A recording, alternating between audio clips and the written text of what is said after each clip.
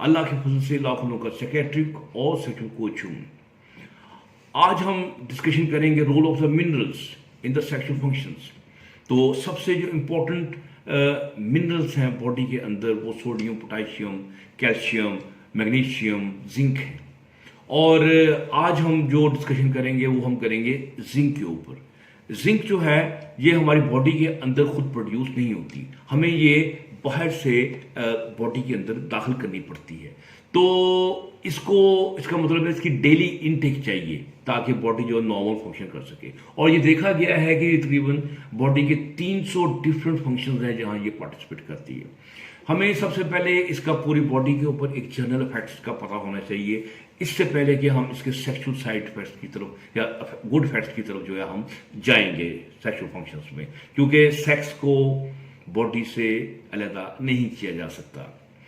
Body अच्छी health में होगी तो सेक्स जो है ये पैदा होगा, ये भी सर उठाएगा, वो शक्ल दिखाएगा।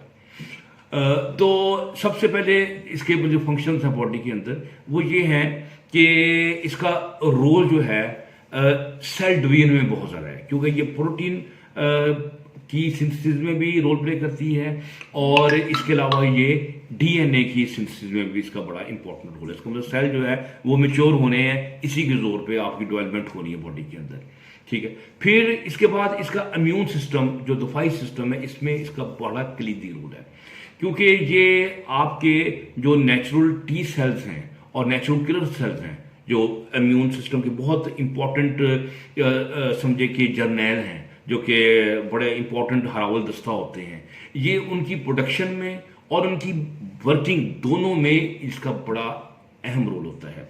सो इम्यून सिस्टम जब इंसान का जब वीक हो जाता है आपको तमाम बीमारियां उसको पकड़ लेती हैं, तो जिंक जो है आपके इम्यून सिस्टम के लिए बहुत इंपॉर्टेंट है। फिर ये आपकी वूंड हीलिंग जो है, जो मैंने बताया प्रोटीन पैदा होती है, तो वूंड हीलिंग में बड़ा रोल है। स्किन की जो इंटेग्रिटी है, इसकी जो ठीक रखना है आपकी स्किन को, उसमें इसका बड़ा इंपॉर्टेंट रोल है। फिर एक्नी में ये दाने शाने हो जाते हैं, इसको ये बड़ा इंपॉर्टेंट तरीके से ये आपकी एक्नी को रोकते हैं। आपको एक्नी पैदा हो जाता है तो बंदा बेचारा बहुत ही इन्फ्योरिटी का शिकार हो जाता है, ठीक है। फिर इसके अलावा भी इसके फंक्शन हैं, जैसे ये ऑक्सीडेटिव स्ट्रेस, ये जब मैंने बताया था कि जब धुआं पैदा होता है मेटाबॉलिज्म की वजह से और वो धुआं नुकसान पहुंचाता है, उसे कहते हैं ऑक्सीडेटिव स्ट्रेस पैदा हो गया, उसको जाके ये अब्जॉर्ब कर रहा होता है। तो ये इसका बड़ा इंपॉर्टेंट फंक्शन है। फिर इसका ताल्लुक एक स्मेल और टेस्ट के साथ भी है। अब मैं बाहर जाके मैं बताऊंगा स्मेल और टेस्ट जो है इसका सेक्स के साथ क्या कुर्बत है, क्या उनमें आपस में क्लोज रिलेशनशिप है, तो मैं बताऊंगा। और जब सेक्स, और आपने देखा ही होगा ये तो हमारे अल्लाह माफ करिए जो कोरोना है, कोविड ने, इसने लोगों की बहुत ख़राब की है। ये जो सूंघने की सेंस है और टेस्ट को तबाह कर देती है। और बिलीव मी और नॉट कि जब ये चीज़ें ख़राब होती हैं तो सेक्स जो है वो बहुत शदीद मुतासर होता है। तो इसका रोल जो है टेस्ट में और स्मेल में ये बहुत इंपॉर्टेंट है। तो जिसको भी हम बाद में जाके डिस्कस करेंगे, ठीक है। फिर इसके बाद हमने देखना है कि जब किसी में जिंक की डेफिशिएंसी हो गई है तो फिर उसमें क्या क्या मसले उसमें पैदा होंगे। जैसे लोगों की भूख कम हो जाती है, डायरिया लग जाता है, उनको बार बार बीमारियां, इम्यूनिटी जो है कम हो गई है, वो अटैक कर रही होती है, उनके बाल जो है वो थिन हो जाते हैं, स्किन उनकी ड्राई हो जाती है, और फिर उसके बाद उनके मूड में एक तब्दीली आ जाती है, एक क्रैंकीनेस आ जाती है, उसमें एक ना चिड़चिड़ापन सा आ जाता है। फिर आखिर में बात हम करेंगे फर्टिलिटी पे और इरेक्शन पे और सेक्सुअल फंक्शंस पे। तो ला हमारा यहाँ तो ये एक चैंपियन है, इसकी तो क्या बात है, इसकी तो बड़ी इज्जत है वहाँ पे, क्योंकि ये फर्टिलिटी में इसका बड़ा अहम रोल है।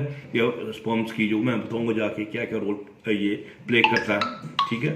और अब इसके सोर्सेज क्या है। नेचुरल सोर्सेज में हमारे यहाँ बीफ है, चिकन है, फिश है, फिर उसके बाद ये लोबिया वरा है, चने हैं, और फिर इसके अलावा नट्स हैं, नट्स में बादाम अखरोट वगैरह शामिल है। फिर सीड्स हैं, सीड्स में पम्पकिन पेठे कद्दू के हो गए, और इसके अलावा ये और जो डिफरेंट सीड्स हम लोग खाते हैं, जैसे सूरजमुखी का भी खाते हैं, तो सीड्स में ये पाया जाता है।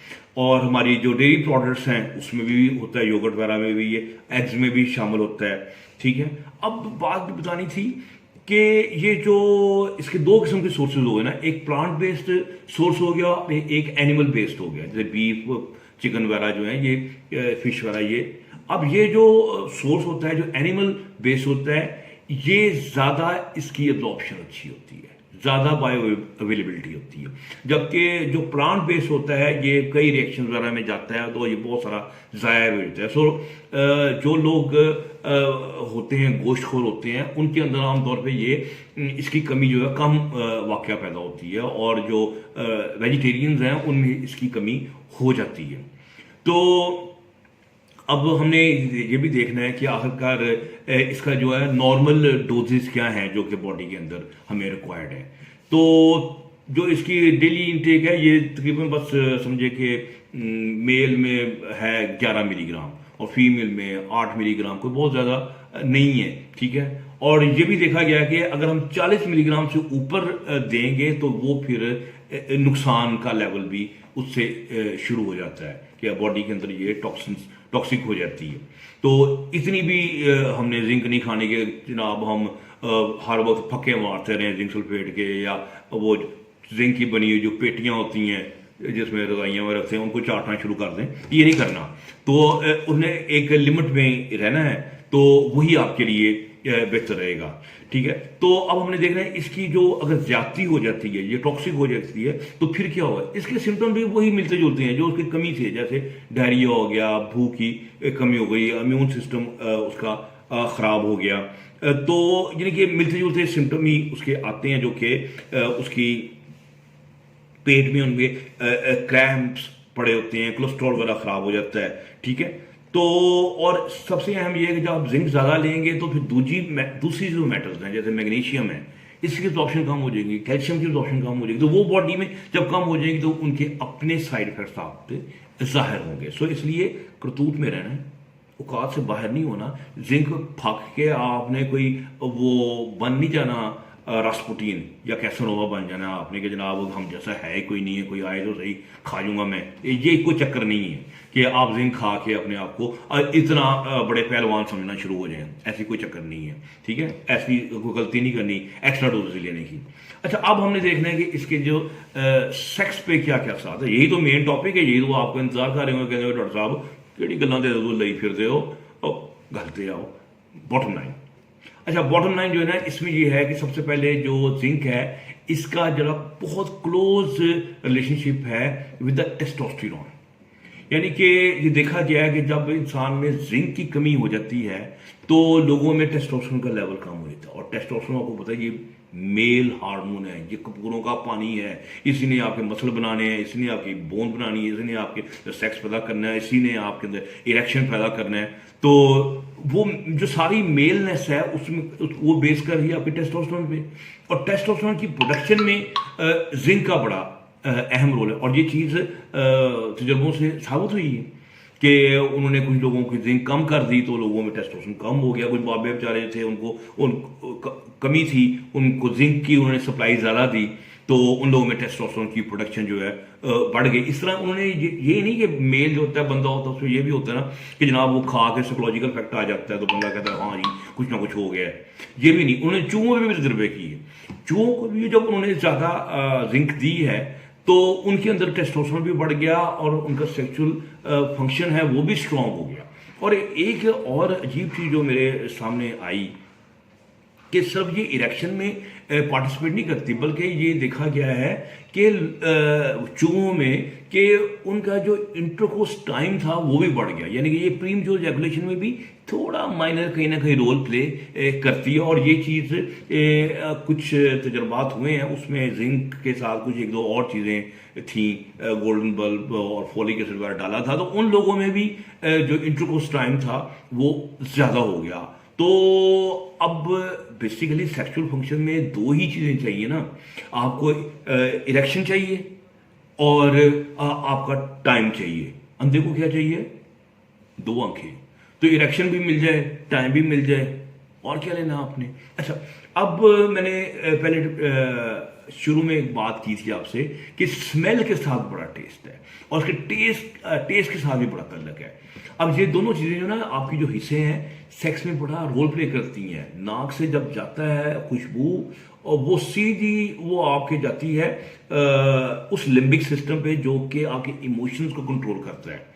तो और जब लड़की आती है जैसे उसकी उसकी खुशबू आती है जो फेरोमोन्स होते हैं बेसिकली, तो वो जो इंसान सूंघता है तो इंसान के अंदर एक जोश एक उबाल पैदा होता है। जब आपकी सूंघने की हिस्स खराब हो गई है, टेस्ट की हिस्स खराब हो गई है, तो आपका जो सेक्सुअल फंक्शन है वो डिप्रेस हो जाता है। और मैंने बताया ये देखा गया है कि जो जिन लोगों को कोरोना हुआ है उन लोगों में सेक्सुअल फंक्शन जो है वो 10 टाइम कम हुआ है।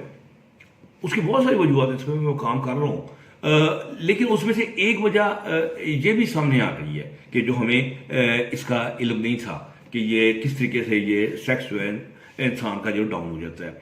फिर जो जिंक है इसका एक बड़ा अहम रोल है जिसे हम कहते हैं एरोमेटेज इनहिबिटर। आप कहेंगे ये क्या है भाई, हमें मोटे मोटे लफ्ज इस्तेमाल करके परेशान ना करो। एरोमेटेज जो है ना बेसिकली एक हार्मोन है जो कि बेसिकली करता है क्या कि वो आपका जो टेस्टोस्टेरोन है ना उसे कन्वर्ट कर देते हैं इनटू ईस्ट्रोजन। यानी कि खाया आपने मेल टेस्टोस्टेरोन कि हम कोई बड़े पहलवान बन जाएंगे, मसल बना लेंगे, वो जाके ईस्ट्रोजन में कन्वर्ट होते हैं, ब्रेस्ट बढ़ा देते हैं करनी की पानी की। तो अब ये जो एरोमेटेज को ये रोकता है कौन, जिंक शरीफ। जब जिंक रोकता है तो फिर वो टेस्टोस्टेरोन कन्वर्ट नहीं होता है इनटू दैट ईस्ट्रोजन। तो ये उसका बड़ा एहसान है, बड़ा शुक्रगुजार हूं उसके कि जनाब बहुत शुक्रिया जनाब, हमें फीमेल वाले हार्मोन से तुमने बचा के रखा या उसकी अंदर ज्यादती हमारे अंदर नहीं हुई। फिर जिंक जो है ना ये बहुत ज़्यादा अहम है आपको फर्टिलिटी में। फर्टिलिटी में जब ये देखा गया है कि जिन लोगों में जिंक की कमी है उनका जो वॉल्यूम होता है इसका सीमन का, क्योंकि ये प्रोस्टेटिक जो फ्लूइड है उसको बनाने में इसका बड़ा अहम रोल है। तो ये प्रोस्टेटिक फ्लूइड जो है ना ये इससे ज़्यादा प्रोड्यूस होता है। सेकेंडली ये भी देखा गया है कि जिन लोगों में स्किन कमी होती है जिंक की, उनके जो स्पर्म्स हैं उनकी स्पीड, उनका तैरना, उनकी तादाद यानी कि स्पर्म काउंट सब के सब मुतासर, उनकी मॉर्फोलॉजी, उनकी शक्ल यानी शक्ल में बेशक्ल हो जाते हैं बेचारे। तो मैंने बताया इसकी वजह सिंपल है ना कि ये डीएनए भी बनाता है, डीएनए के अलावा प्रोटीन में भी पार्टिसिपेट करता है। जब ये जब स्पर्म बनने हैं तो डीएनए भी रेप्लिकेट होना है, आपके वो भी प्रोटीन्स भी बननी है, तो उसमें इसका अहम रोल है।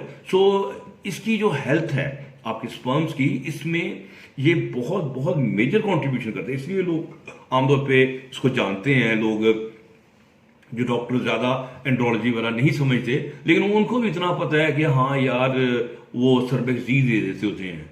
सर्बेक्सी एक ब्रांड है, इसमें जिंक होती है, तो वो लोग देते हैं, उनका ख्याल है कि ये खा के हिटलर बन जाएगा। तो एनी हाउ, लेकिन स्पर्म्स में इसका यानी कि बड़ा अहम रोल है।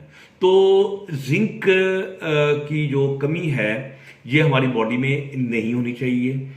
कोशिश करें कि आप जो नेचुरल सोर्सेज हैं उससे आप लें, और लेकिन इसके अलावा इसके सप्लीमेंट्स भी मिलते हैं। तो सारे सप्लीमेंट ठीक है, लेकिन ऑर्गेनिक थोड़े ज़्यादा सुपीरियर होते हैं, बोला जिंक सल्फेट भी चलता है। तो और बड़ी कमाल की बात यह है कि ये है भी बहुत सस्ता, ना फ्री है समझें, बहुत बहुत कीमत कम है इसकी ना। तो इसलिए जो इसकी जो मेडिसिन है जिसमें ये मौजूद होता है वो आप लेंगे तो आपकी जो सेक्सुअल हेल्थ है और आपकी जो फर्टिलिटी है वो कायम दायम रहेगी, वो कायम दायम रहेगी और आपकी इज्जत भी कायम दायम रहेगी। और क्या चाहिए। ठीक है जनाब, जिंक पे तो हमने बात की, तो इंशाल्लाह नेक्स्ट जो वीडियो होगी वो हमारी मैग्नीशियम पे होगी। तो आप मेरे चैनल को सब्सक्राइब करें और दुआ करें कि हमने जो चैनल लोगों की शफा के लिए बनाया है, अल्लाह ताला इसमें तरक्की दे, इसमें बरकत डाले। तो डॉक्टर बरकी को अगली वीडियो तक इजाज़त दीजिए। अल्लाह हाफ़िज़।